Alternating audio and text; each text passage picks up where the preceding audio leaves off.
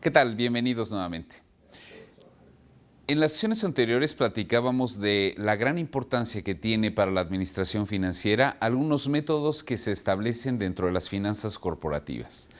En esa situación platicábamos que era de suma importancia tratar de identificar el pronóstico o una idea muy cercana a lo que pudiera ocurrir en el futuro de la cantidad de ventas, de la cantidad de costos y que a su vez, una vez determinando estas posibles cantidades, pudieran llegar a conformar toda una serie de contabilidad administrativa que para todas aquellas personas de los puestos jerárquicos de la organización les funcione para la adecuada toma de decisiones.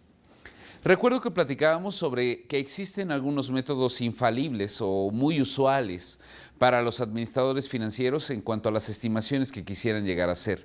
Por ejemplo, el método de regresión lineal, y decíamos era como regresar en la línea de todos aquellos acontecimientos pasados y poderlo lanzar hacia el futuro con una fuerza y que ese dato proyectado pueda tener una probabilidad muy cercana a que pueda cumplirse en el futuro. También platicábamos de ese método de incertidumbre, donde decíamos que aquí yo empezaría a detenerme un poco, hablábamos de algunos elementos necesarios para llevarlo a cabo y hablábamos de la especificación de cómo se lleva a cabo ese método. El tema del día de hoy no solamente es revisar nuevamente ese método de incertidumbre, sino poder llevar a cabo un ejercicio juntos muy simple de lo que puede llegar a ser un método de incertidumbre para al término de la sesión dar algunas recomendaciones en cómo poder aplicar este método hacia los números que tú estás llevando en este momento. Entonces, bienvenidos y comencemos con esta parte de cuáles son los elementos del método de incertidumbre. Recuerdo que en la sesión anterior platicábamos que para que yo pudiera realizar ese método de incertidumbre requería de cuando menos 4 principales elementos. Uno, necesitaba identificar un rango de demanda. Un rango de demanda que llegara a establecer tanto un límite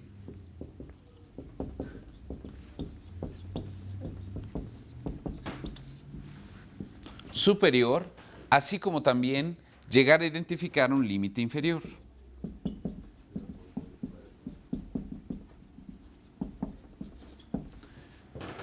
En este sentido, platicábamos entonces que el método de incertidumbre, justamente esta es la esencia que posee. ¿Por qué? Porque yo desconozco cuál pudiera llegar a ser el valor que tendrían las unidades que el mercado va a aceptar o que el público está dispuesto a comprar, pero está limitado en función de la oferta que yo quisiera tener. Por lo tanto, esta comparación entre oferta y demanda pues establece que yo cuando menos deba de identificar un límite en el cual poder llegar a decir lo menos que puedo llegar a vender de acuerdo a los datos históricos es esto y lo más que puedo llegar a ofrecer de acuerdo a esos mismos datos históricos o a las condiciones que tenga el mercado hoy en día es esta determinada cantidad. Lo importante en este sentido es identificar cuál será ese límite superior o inferior. El segundo elemento necesario para la realización del método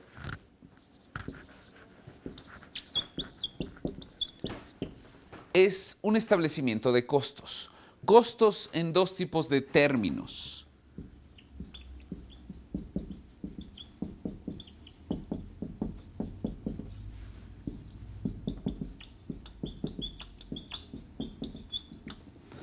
Costos de mantenimiento y costos de faltante. Mencionábamos que los costos de mantenimiento iba a ser toda aquella erogación que yo tendría que realizar para dejar en perfecta disposición el bien o el servicio a consideración del consumidor. En este sentido estamos hablando desde los costos de fabricación, los costos operativos, los costos financieros e incluso aquellos impuestos que se pudieran generar con la actividad que realiza la empresa. En cambio, ese costo por faltante, una situación un poco complicada de poder llegar a determinar, en el sentido de que cuánto podría costar el hecho de no tener ese producto en el anaquel en consideración hacia la expectativa que pueda crear el consumidor. Es decir, probablemente una sustitución de nuestro producto, probablemente la decepción total en cuanto al tipo de servicio que estamos ofreciendo, etcétera. Y que en este sentido, en términos mercadológicos, la peor recomendación que puede haber es la que se genera de boca en boca en relación a esos clientes. En este costo de faltante, yo decía, pues tratando de cuantificarlo, lo más recomendable sería revisar o analizar cuánto hemos gastado para que el producto pueda darse a conocer. Es decir, esos costos promocionales o esos gastos promocionales servirán para que yo pueda identificar este costo de faltante. Un tercer elemento es el elemento del precio.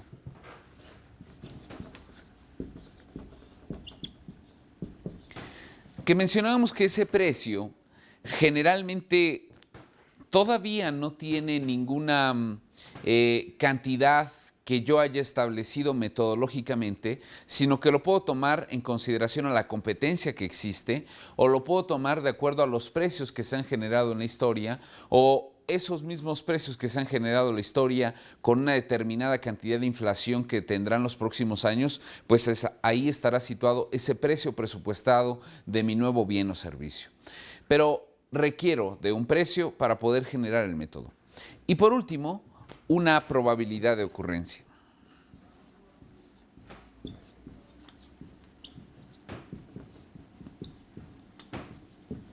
Una probabilidad de que el consumo que podamos tener en el próximo ejercicio pueda darse tanto en el límite inferior o bien en el límite superior.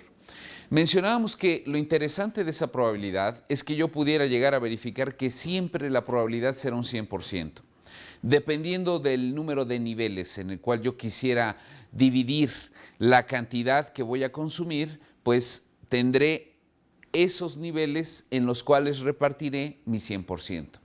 Puede ser que la probabilidad esté dado por zonas, es decir, puede ser que mi consumo fuerte en cuanto al producto que se ofrece en la empresa sea en la zona norte más que en la zona sur, por ejemplo. O puede ser que esa probabilidad esté dado por temporadas también. Un ejemplo clásico es aquellas industrias que se dedican al sector turismo. Sabemos perfectamente cuáles son las temporadas altas que ellos mencionan o las temporadas bajas. Por lo tanto, la probabilidad de mayor venta será justamente en esas temporadas altas. La probabilidad podrá estar dada en esos términos segmentados o alguna otra manera en la cual yo pudiera identificar qué porcentaje de ese rango se está consumiendo de acuerdo a lo que ha acontecido dentro de la organización. Cualquiera que sea la manera en que yo pueda generar estos datos, entonces yo podré empezar a desarrollar un método a través de matrices. Primero desarrollaré una matriz de costos, después una matriz de ingresos netos y más tarde una matriz de utilidad estimada. En esta última matriz, yo voy a tratar de identificar el punto máximo de la curva total de utilidades. En reflexión, si yo estoy identificando el punto máximo de la curva total de utilidades, ahí estará situada mi demanda para el próximo ejercicio. Bien, vayamos a la resolución del ejercicio conjuntamente y vamos aplicando ahí o explicando de qué manera yo conformé esas matrices. Como verás en tu lámina, en la misma lámina se menciona el ejemplo o el caso que vamos a tratar de situar. Considere que una empresa tiene un rango de demanda de 6 a 10 unidades al año. Estoy cumpliendo con ese primer requisito, tratar de establecer un rango de demanda. Para hacerlo muy didácticamente y muy claramente, escogí una cantidad de rango de demanda sumamente bajo. Sin embargo, no hay ninguna limitante en cuanto a que puedas identificar un rango. Aquí veo varias consecuencias. En la medida en que abramos ese rango, es decir, de 1 a 1 millón de unidades, es muy probable que el nivel de probabilidad se incremente. Y en este sentido, pues tendré porcentajes mucho menores que cuando ese rango es reducido. En este caso, estoy hablando que tendré un rango de 6 a 10 unidades de consumirse para el próximo ciclo. El precio de referencia del producto es de 500 pesos. Vuelvo a aclarar, ese precio puede estar dado de acuerdo al mercado, puede estar dado de acuerdo a los últimos hechos que tengo en mi contabilidad, o puede estar generado en función de las expectativas económicas que se pueden tener para el próximo año. El costo de administración de este producto equivale al 40% del precio. El costo de administración lo estamos identificando como toda aquella cantidad de costo de venta más algunos gastos adicionales. Toda aquella actividad que permita dejar en perfecta disposición el bien o el servicio para que el consumidor lo tome. Mientras que el costo de faltante del producto se estima en 100 pesos. Tanto el costo de mantenimiento como el costo de faltante están dados unitariamente. Ese costo de faltante yo estoy estimando que por el hecho de no tener este producto a disposición del público, yo estoy o no utilicé o probablemente fue una mala inversión de una cantidad de 100 pesos por cada artículo.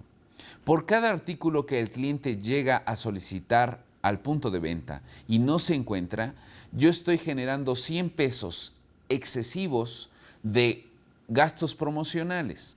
Un ejemplo de ello. Si yo tuviera solamente una capacidad para la producción de 10 unidades al año y la recomendación de mi asesor en mercadotecnia es que yo me pueda publicitar vía un medio masivo de comunicación como la televisión, sería un gasto sumamente excesivo. ¿Por qué? Porque si yo solamente tengo una capacidad de producción de 6 unidades y yo ofrezco la manera de publicitarme a través de la televisión, pues en este sentido tendré una cantidad de personas acudiendo a mi empresa donde obviamente la cantidad de productos que yo tenía disponibles se agotó desde hace mucho tiempo. Por lo tanto, yo estaría observando una gran fila a los cuales tendría que decirle, se agotó, no hay más producto, estamos produciendo el nuevo producto y toda esta actividad está generando un costo de faltante. En otra situación, si yo tuviera una cantidad de producción baja y esa cantidad de producción baja estaría dándolo en promoción, etcétera, yo solamente tengo 10 unidades a producir al año y estoy dando 8 unidades para que se pueda dar a conocer al mercado. Entonces, ¿qué vendo? Por eso es de sumo cuidado llegar a establecer con perfecta sincronía entre las diferentes áreas cuál podría llegar a ser el precio de promoción de cada bien o servicio que yo estoy ofreciendo. Ahí está reflejado ese costo por faltante. La redacción sigue mencionando, la probabilidad de ocurrencia es igual para cada uno de los 5 niveles. En este sentido, estoy mencionando que habrá 5 niveles en ese rango de 6 a 10 unidades. Es decir, empezaré con un nivel muy probable o con un nivel del 20% de que el próximo año mi demanda pueda ser de 6 unidades. Pero también tengo una probabilidad del 20% de que la demanda pueda llegar a ser de 7, 8, 9 o 10. 5 diferentes niveles a través del cual voy a tratar de generar esas famosas matrices para llegar a la determinación de la demanda. Bien, vayamos al caso. Menciona, yo tendré que realizar 3 diferentes matrices. Una matriz de costos, una matriz de ingresos netos y una matriz de utilidad estimada. Las 3 matrices tienen el mismo diseño. No puede existir una matriz de costos diferente a las otras 2 o viceversa. En este sentido, yo tengo que diseñar el mismo formato para las 3 fuentes de información que yo quiero llegar a generar. Esa matriz está conformada en su nivel superior de la demanda, es decir, lo que el mercado estaría dispuesto a solicitar para el próximo ciclo. Y en la columna voy a mencionar el mismo número de niveles, pero ahora enfocado hacia la oferta, o bien la cantidad de producción que yo estoy dispuesto a ofrecerle al mercado. Estas matrices siempre estarán comparando tanto los niveles de aceptación del mercado como los niveles de producción de nuestra empresa, demanda contra oferta.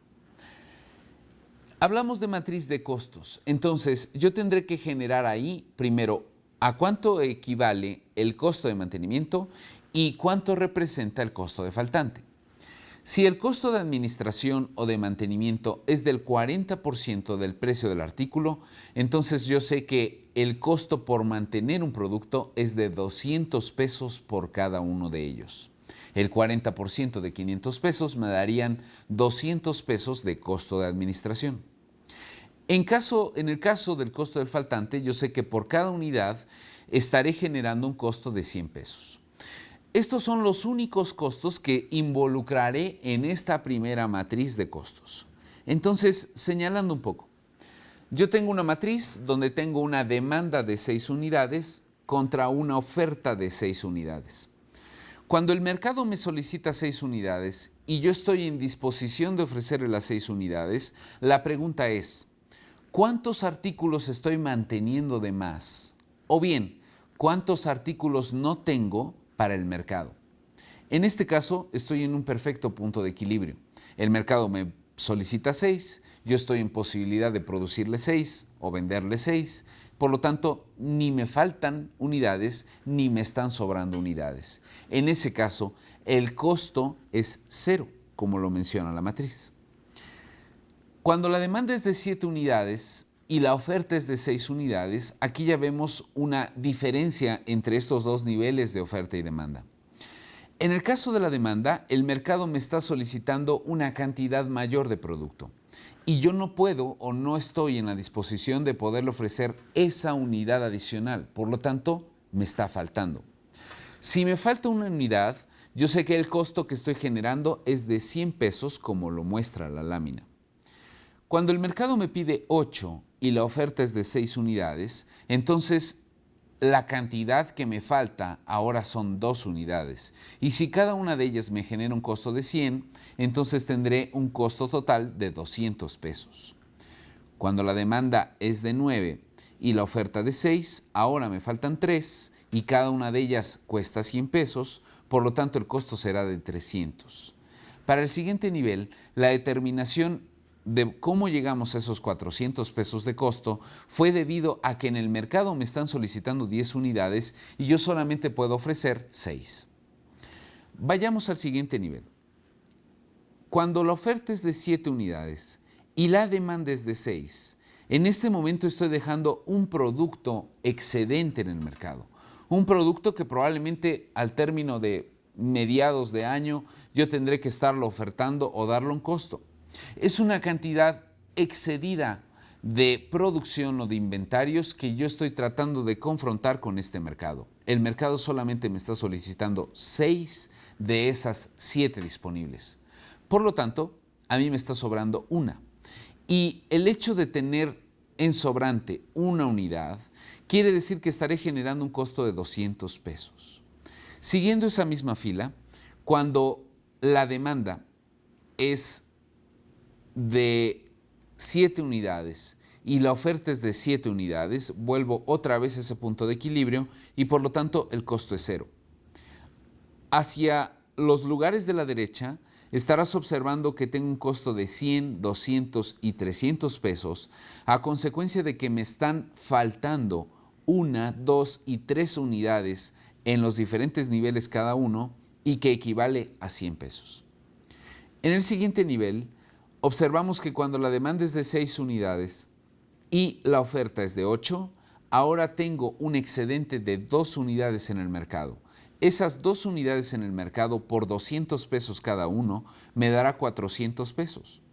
Cuando tengo solamente una unidad, es decir, cuando la demanda está en 7 y la oferta está en 8, pues ahora mi costo de faltante será de 200 pesos. Cuando la demanda es de 8 unidades y la oferta es de 8 unidades, me encuentro en un punto de equilibrio.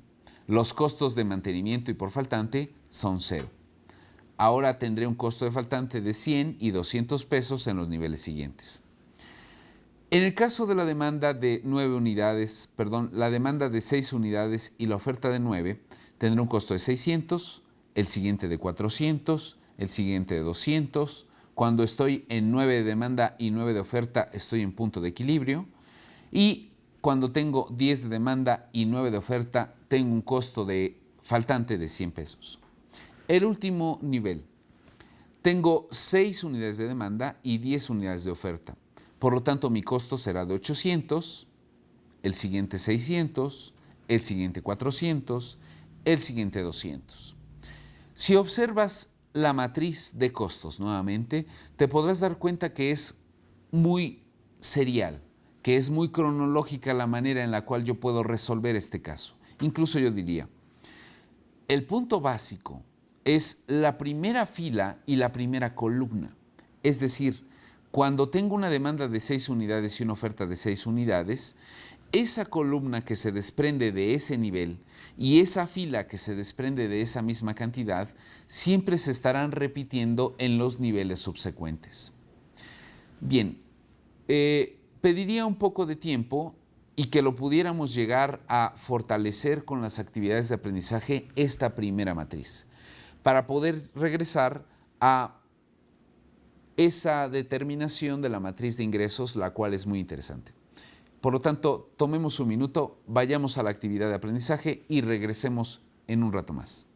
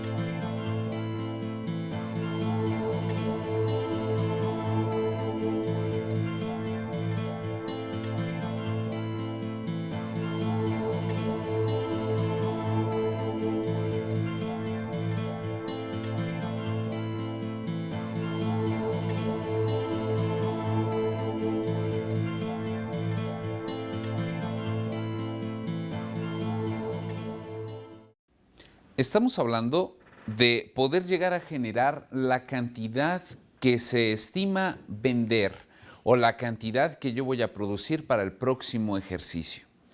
Es una empresa que conoce que la probabilidad de que se puedan consumir 6 o 10 unidades durante el próximo año es de 20% por cada uno de los niveles que posea. Por lo tanto, tiene 5 niveles.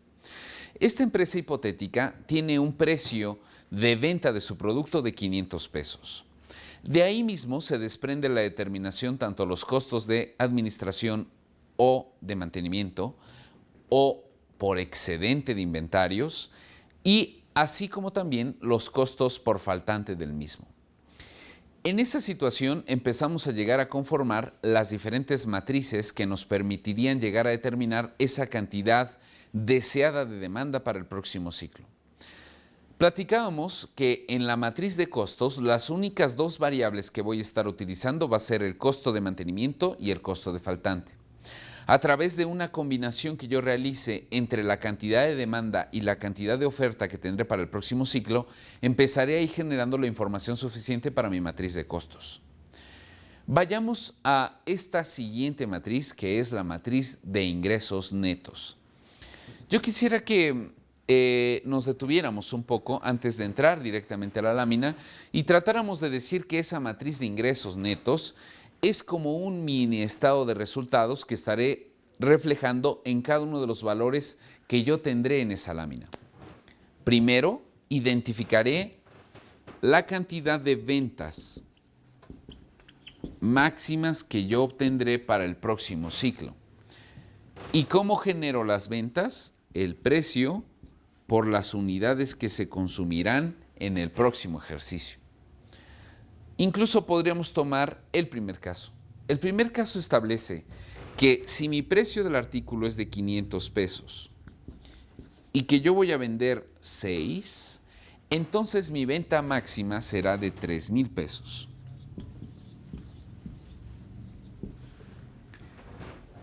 Yo mencionaba, en esta matriz de ingresos netos es como establecer un mini estado de resultados.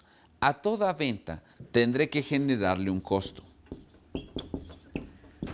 ¿De dónde voy a obtener esta información del costo? Exactamente, de la matriz anterior. Entonces tendré que revisar la coordenada, y cuando yo mencionaba que la demanda era de 6 unidades y la oferta era de 6 unidades, el costo en ese caso era 0.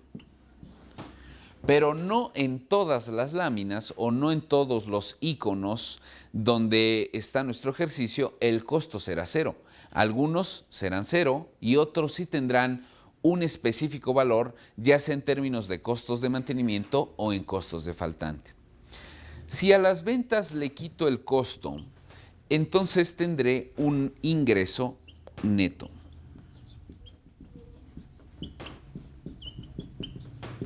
$3,000 menos 0, tendré un ingreso neto de $3,000. Estaré realizando esta operación nivel por nivel, pero con algunas características muy propias de la matriz de ingresos, que explicaré en este momento. Vamos nuevamente a la lámina. Ahora ubiquémonos en esa segunda matriz de ingresos netos. Menciona matriz de ingresos netos porque en el sentido de que hubiesen una mayor cantidad de costos que de ingresos, mi ingreso neto será 0. Es decir, esta matriz está reconociendo cantidades positivas. Si por alguna razón al momento de la combinación de los valores me diera un resultado negativo, entonces ese resultado negativo se convertiría en 0.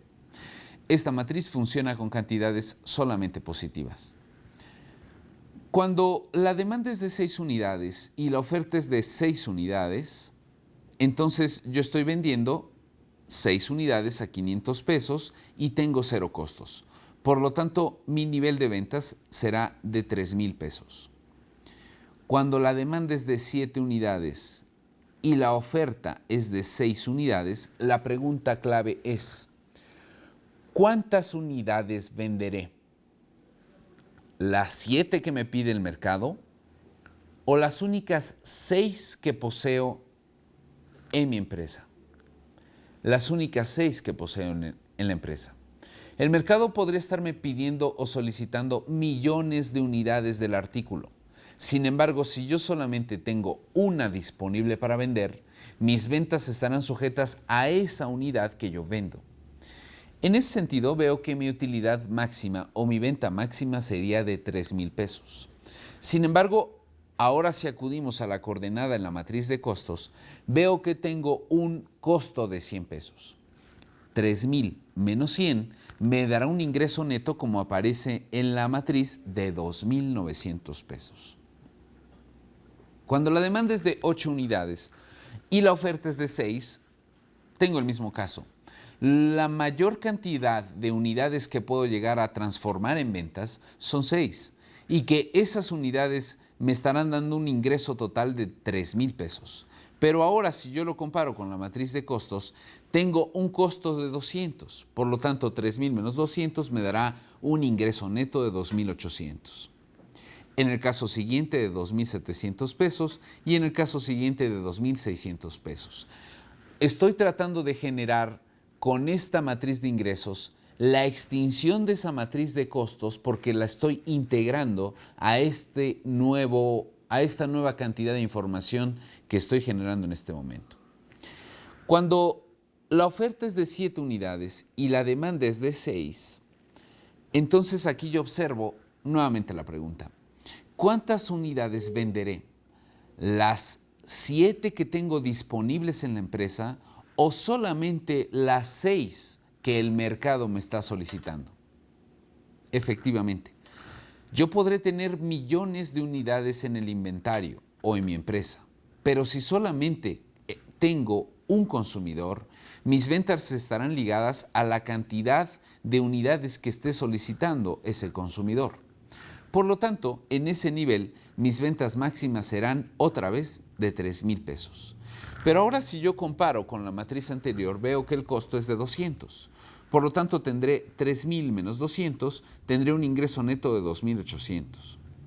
En el siguiente caso, Cuando tengo una demanda de 7 y tengo una oferta de 7, pues ahí observo que estoy en punto de equilibrio, puedo vender las 7 y tengo 0 costos. Por lo tanto, mi venta máxima serán 3,500.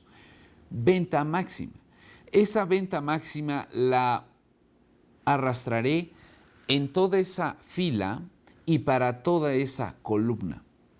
3,500 menos 100, tendré un ingreso neto de 3,400. 3,500 menos 200, 3,300. 3,500 menos 300, tendré 3,200.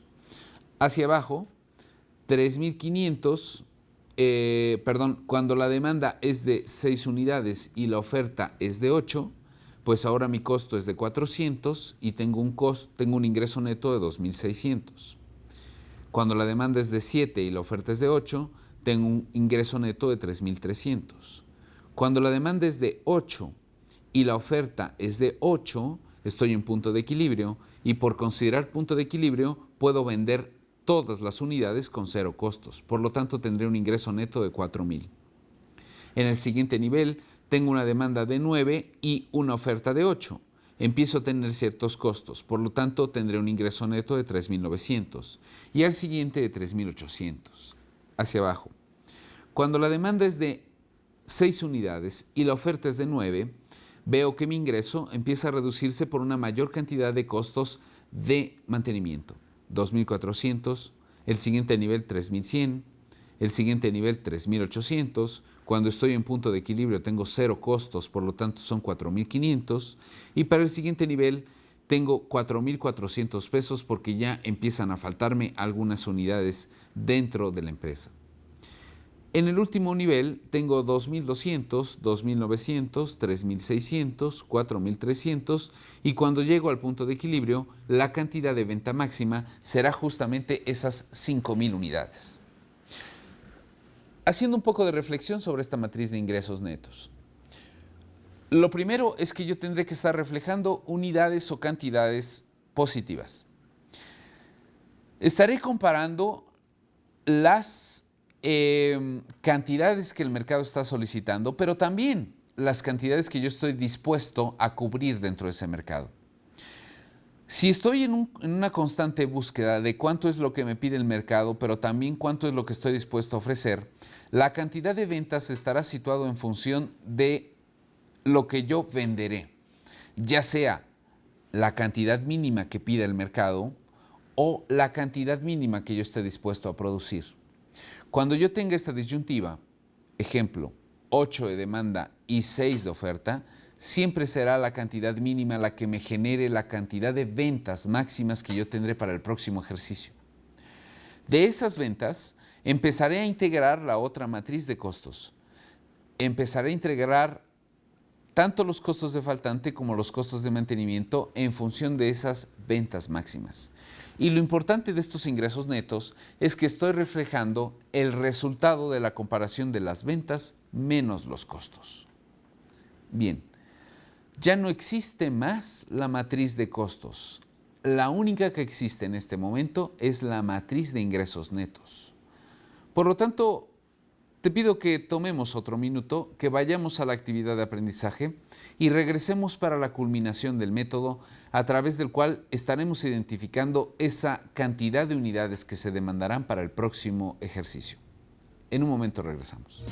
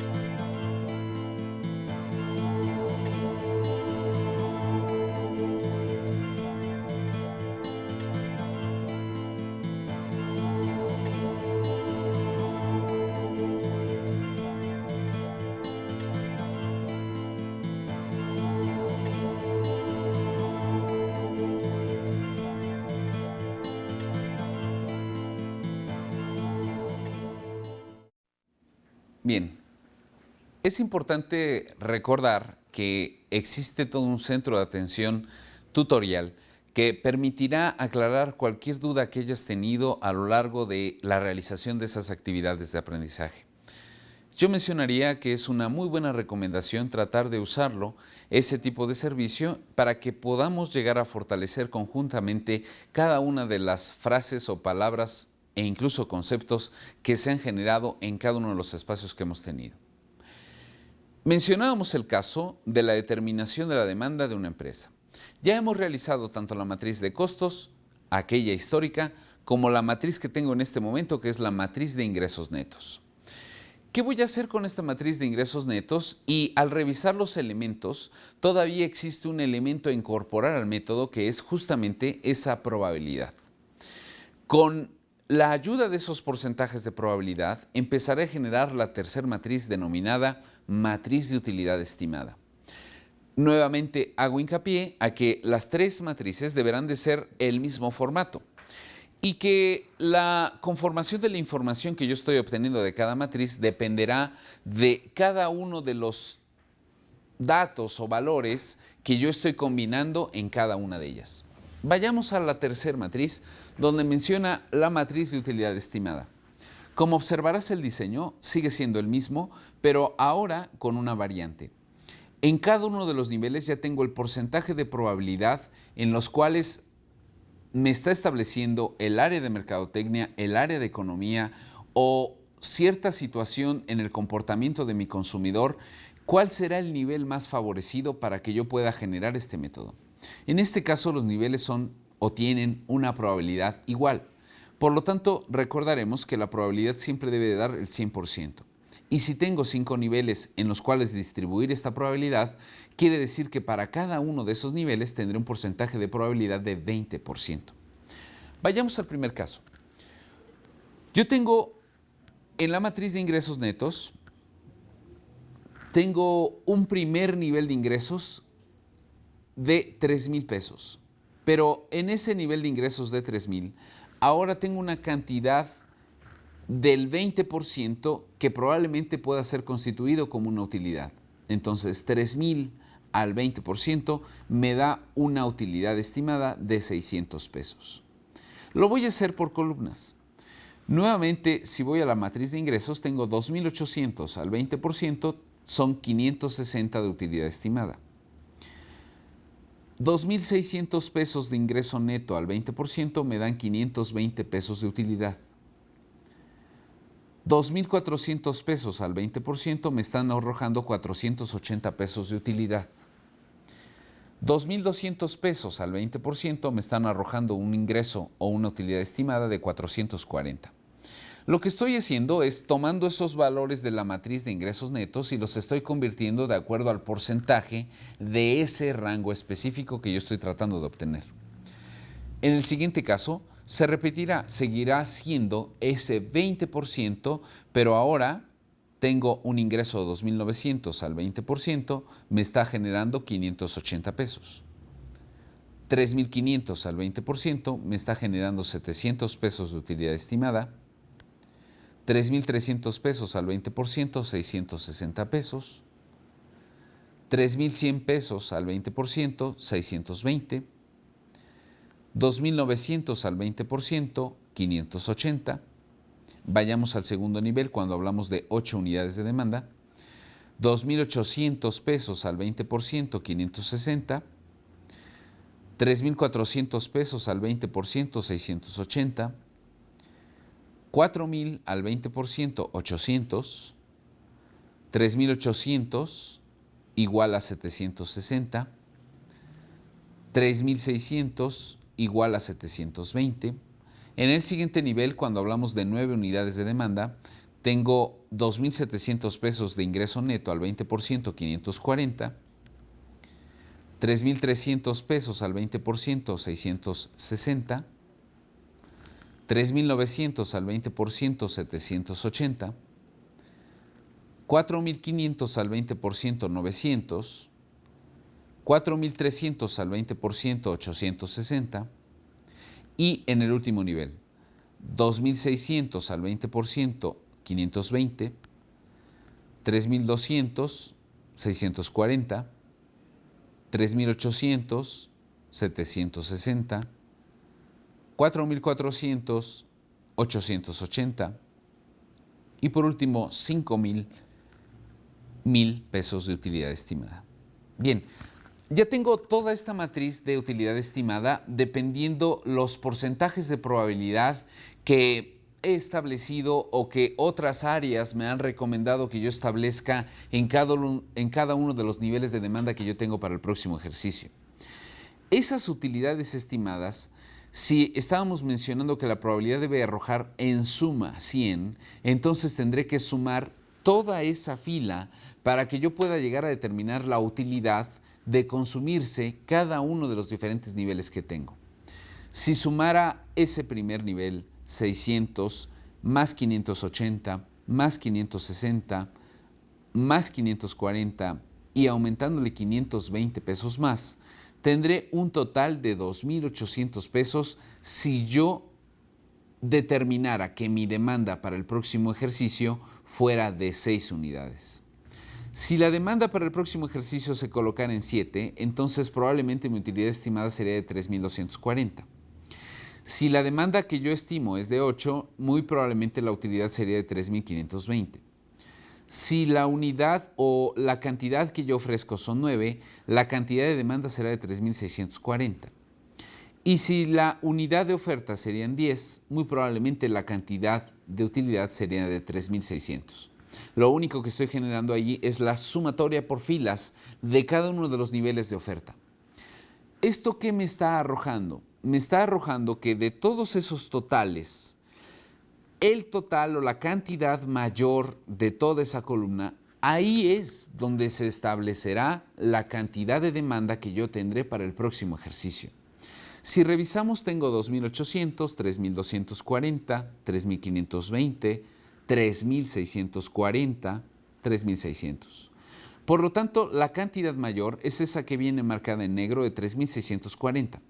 Lo importante no es identificar la utilidad, sino realmente de cuántas unidades de consumo estaré yo produciendo para ofrecérselo al mercado. De 9 unidades.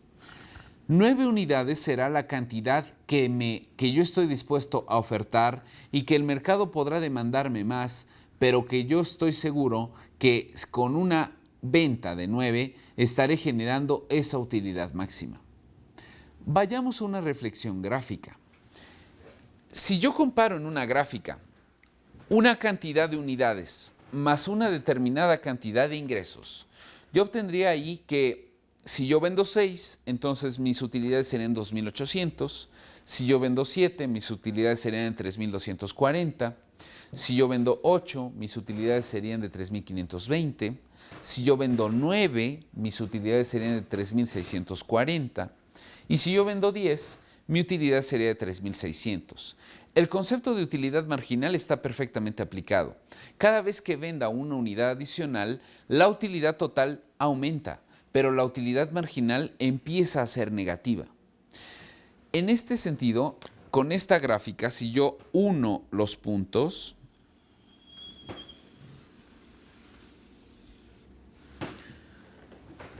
en esta gráfica de utilidad, el punto máximo es el que se está generando con 9 unidades de demanda y que me está dando 3,640 pesos de utilidad. Mencionábamos, el objetivo del caso es identificar el punto máximo de utilidad para que a través de este punto máximo yo pueda identificar la cantidad de demanda que tendré para el próximo ejercicio.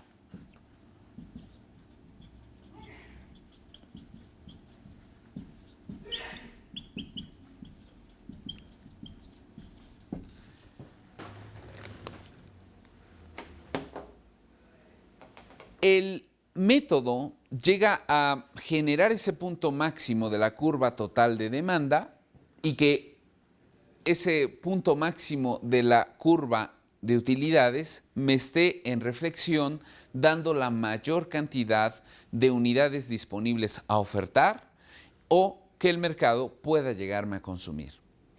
No me estoy yendo al 10º o al 5º nivel con 10 unidades, porque probablemente aquí la utilidad total empezaría a disminuir, sino estoy teniendo un punto medio. Y es justamente donde a su vez esta cantidad de demanda me empezará a detonar toda una serie de datos financieros importantísimos para llegar a esclarecer.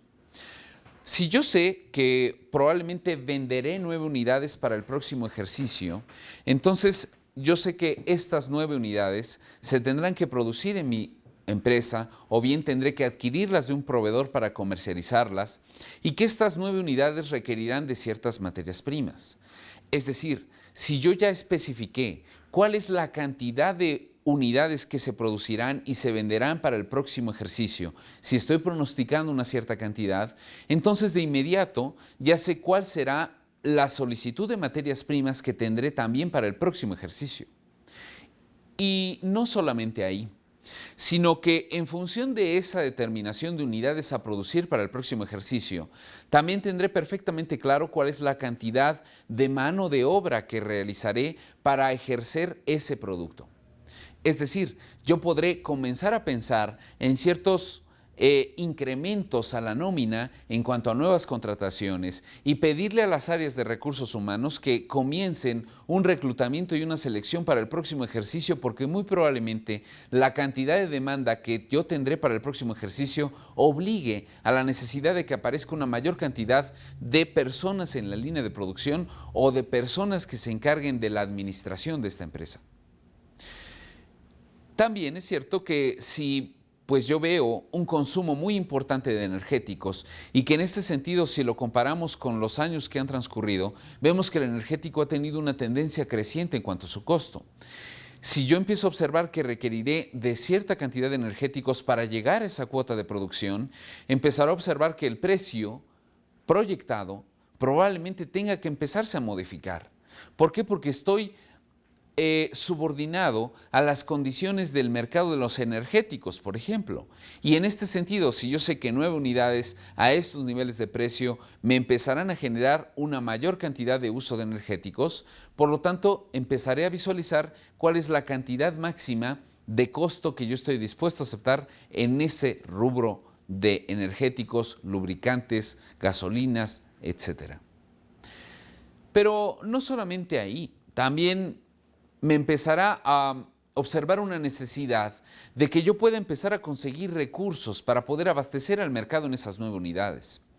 Recursos blandos o no blandos que estén disponibles en el mercado financiero o que incluso yo lo pueda resolver desde dentro de la empresa.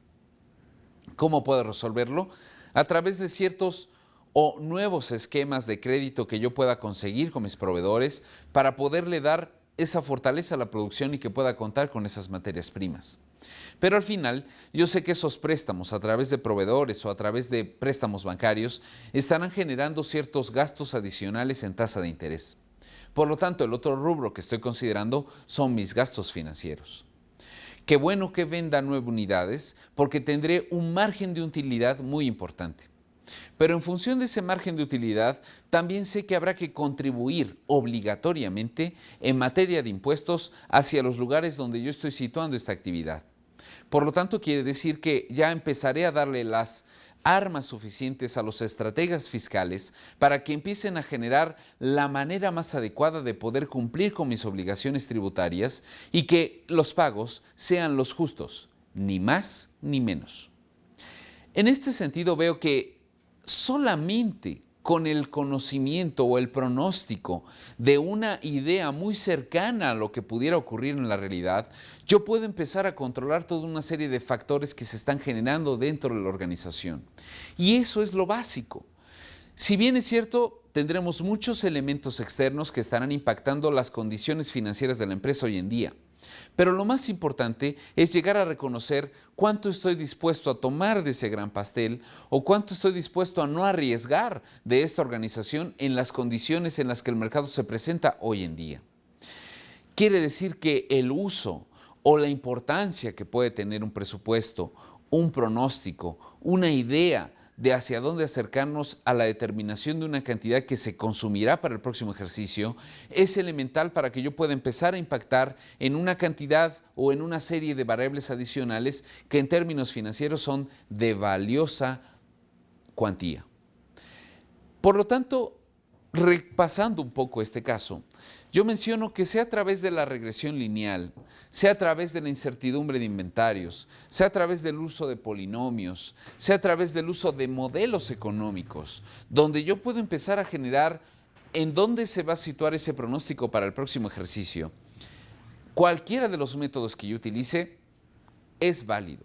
Lo importante es que yo pueda utilizar ese método para que pueda empezar a generar un detonante de las actividades que tendrá mi empresa. En ese sentido, estoy hablando de la importancia que pueden tener los presupuestos dentro de la organización. Sin embargo, mencionábamos que también debo de ser muy realista a las condiciones que se presenten en el mercado. Muy realista en el sentido de que voy a tratar de controlar todos los gastos que pueda durante el próximo ejercicio. Pero habrá algunos que quedan totalmente expuestos hacia las condiciones en las que se mueve el mercado. En ese sentido, yo estaré tratando de generar el mayor control sobre ellos. También sé perfectamente que existen algunas herramientas en el mercado financiero que me ofrecen la posibilidad de administrar el riesgo. Esas herramientas las veremos mucho más adelante y trataremos de comparar de qué manera las finanzas corporativas pueden tener una adecuada concordancia con esas finanzas bursátiles. En este sentido, cabe aclarar que el uso de diferentes cédulas o papeles de trabajo o papeles electrónicos que me permitan llegar a visualizar el futuro de la organización a través de estas diferentes variables, yo podré estar dando una muy adecuada administración financiera dentro de la empresa. Una administración financiera proyectada que le permita tomar decisiones a cada una de las áreas inmiscuidas en esta actividad que tiene la organización hoy en día. Mencionábamos por ahí actividades de mercadotecnia, actividades de recursos humanos, actividades obviamente de producción y que en este sentido, pues, qué mejor que como el área de finanzas poderle dar esta información a cada una de estas áreas para que ellos puedan tomar las decisiones más adecuadas en función de las utilidades o la maximización de la empresa. Cuando hablamos de maximización de la empresa, recordando un poco aquellos conceptos, decíamos que no tan solo lo estamos reflejando a la cantidad de utilidades repartible entre los socios, sino muy probablemente lo estamos reflejando hacia la satisfacción del empleado, hacia la satisfacción del cliente, hacia la satisfacción de las diferentes autoridades con las cuales yo tengo alguna relación, a la satisfacción obviamente de los accionistas. Pero en este sentido vemos que estos elementos financieros empiezan a trascender en una situación mucho más económica, mucho más social, hacia donde se dirigirían los esfuerzos de esta organización en el futuro. Y todo este cúmulo de ideas o todo este cúmulo de situaciones, ¿cómo explotan? Pues probablemente en cuanto a la determinación de ese pronóstico. Si yo ya llegué a pronosticar las ventas, también puedo ser susceptible de empezar a pronosticar los costos, los gastos, los impuestos, y no solamente en términos de números, sino también en términos de horas, de calidad de producto, de calidad de materia prima. Empezar a generar en términos de administración esta primera fase de planeación. Pero como mencionábamos, un plan, por más exacto que pueda llegar a ser en comparación con las condiciones que se presenten en el futuro, no tendrá ninguna validez si no tengo un buen sistema de control.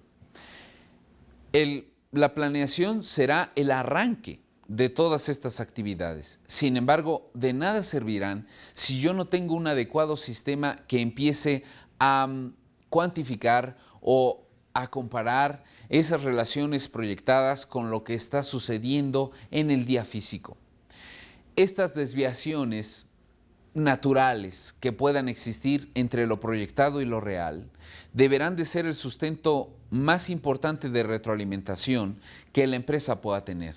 El plan es rígido, Sin embargo, este plan rígido también debe de darse algunas expectativas de flexibilidad para adecuarse a esas condicionantes del mercado. Mientras más variables tenga yo a mi control, es mucho más probable que llegue a esos objetivos, a esas metas, a esa visión y a esa misión que tiene la empresa. Ahora vemos la importancia que tiene el pronóstico para las organizaciones. Ahora vemos por qué existen departamentos completos de planeación financiera o planeación estratégica para algunos en estas grandes organizaciones.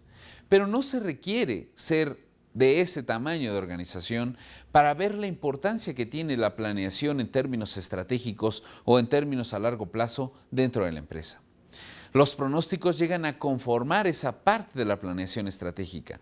La planeación estratégica es mucho más que una cantidad muy importante de pronósticos.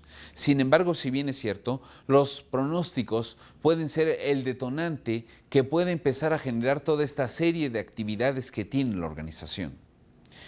Esos pronósticos empezarán a visualizar los insumos con los que cuentas hoy en día. Empezarán a visualizar los insumos que requerirás en el futuro siguiente. Y empezarán a visualizar obligatoriamente cuáles serán las herramientas financieras que te podrán acercar a ese cúmulo de insumos para poder llegar a producirlo en artículos o servicios hacia el mercado final. Esos pronósticos, si bien es cierto, no es la verdad total y absoluta porque estamos en un escenario incierto dado que es futuro. Sí requeriré de un barandal que me permita irme sosteniendo en cada uno de los pasos que estoy generando hacia ese futuro. Si yo no tengo ese barandal, entonces cualquier camino será bueno, pero en esa serie de cualquier camino será apropiado, estaré generando un costo excesivo de insumos y probablemente que en términos de administración, en lugar de ser eficiente, en lugar de buscar esa maximización de mis recursos, tanto materiales, financieros, tecnológicos y técnicos, en lugar de usar esa maximización, estaré provocando tiempos muertos, estaré provocando costos excesivos y al final, pues probablemente estos costos los tendré que absorber y si los absorbo, se los esté repercutiendo a mi cliente final y el cliente cuando vea ese precio, no se decida a comprar el artículo. En este sentido vemos ahora la importancia de tratar de maximizar esa cantidad de insumos. Si yo no tengo perfectamente claro esa cantidad de insumos, pues todas las actividades que podré llegar a generar en el futuro podrán estar de más. En los últimos años, las empresas han generado una estrategia de precios. Hoy lo que se consume en el mercado, si bien es cierto, es lo más novedoso y aquello que tiene la mayor cantidad de tecnología involucrado. Sin embargo, al final, vemos que el consumidor puede llegar a sustituir la alta tecnología o puede llegar a sustituir el instrumento más novedoso a cambio del mejor precio. Estas actividades ilícitas que se han abierto en los diferentes mercados como la piratería o el contrabando, es gracias a que el precio que pueden ofrecer este tipo de bienes o servicios es bajo.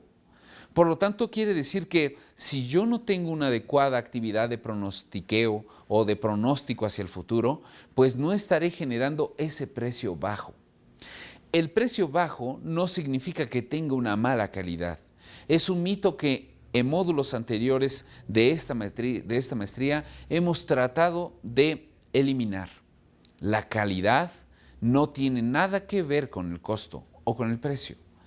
No quiere decir que si yo pago una mayor cantidad por el producto, ahora adquiero una mayor cantidad de calidad. Falso. Por lo tanto, las empresas hoy en día están tratando de llegar a determinar un buen producto en calidad con un bajo precio. Y la única manera en la cual yo pueda empezar a fortalecer esta idea de bajo precio es a través de una adecuada actividad de pronósticos. Regreso, sea a través del método de incertidumbre. Probablemente no van a ser ni 6 ni 10 unidades, pero sabemos que tenemos herramientas tecnológicas que me pueden facilitar el uso de este método. Pueden ser millones o miles o probablemente cientos de unidades o servicios que tendrás que pronosticar hacia el futuro. O como en el ejemplo que yo mencioné, de 6 a 10 unidades. sea a través de la especificación de costos. Acude a tus áreas de contabilidad o acude a tu bolsillo para revisar realmente cuáles son los costos en los cuales estás cayendo, tanto de mantenimiento como de faltante. Es importante observar hacia atrás y ver cuánto he vendido para poder generar una cierta probabilidad de lo que venderé en el futuro. Si tengo estos 4 elementos, seguramente podré desarrollar el caso o el método de la incertidumbre sin ningún temor. Estaré creando mi propio modelo en las hojas electrónicas que me permitan llevar a identificar ese punto máximo de la curva total de utilidades. Y con esto, lo más importante, la determinación o el pronóstico de la demanda o del consumo que tendré para el próximo ciclo.